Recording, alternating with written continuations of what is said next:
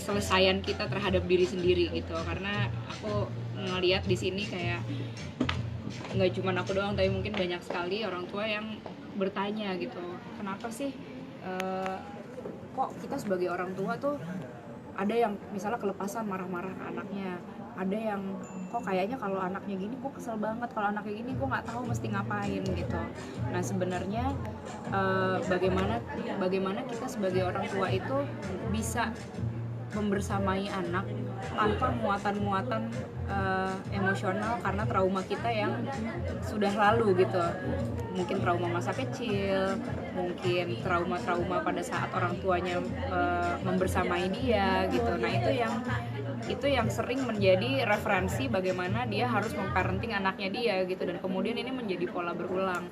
Nah jadi hal-hal yang seperti itu juga aku masukkan ke dalam buku. Jadi mungkin bukunya lebih seperti buku inspirasi tapi menyinggung soal parenting dan soal kita sebagai manusia. Itu sebagai bentuk perjalanan ketika Mbak dulu sebagai anak dan sekarang menjadi orang tua, bukan sih? Iya, kadang-kadang ya kira-kira begitu. Mbak ini ngomongin parenting kan sempat menuai pro kontra juga ya Mbak Anin ya dalam gaya mengasuhnya Kawas. Pendapat dari Mbak Anin sendiri seperti apa sih, mungkin yang apalagi yang waktu itu tidur sempat dilakban juga itu sempat menurutku yang namanya pro kontra pasti ada ya. Nggak ada satu hal pun di dunia ini yang semuanya pro semua atau semua kontra semua gitu. Jadi pro kontra itu biasa. Dan kalau buatku keyakinan untuk menjalankan sesuatu itu yang gak kalah pentingnya gitu.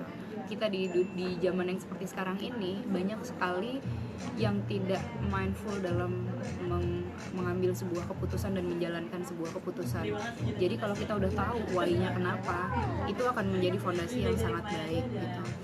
Jadi pesanku sih sebenarnya lebih kepada ketika kita mau melakukan sesuatu, baiknya kita tahu dulu why-nya gitu sebelum kita melakukan sesuatu tersebut gitu.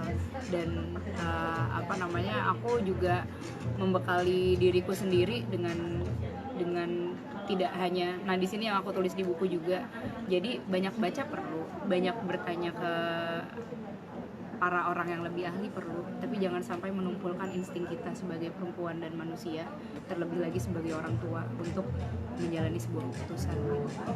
Kalau manfaatnya sendiri yang kalau tidur di lakban itu apa sih Mbak? Udah saya tuliskan di situ ya. Oh iya. Oke, Oke, terima kasih. ya.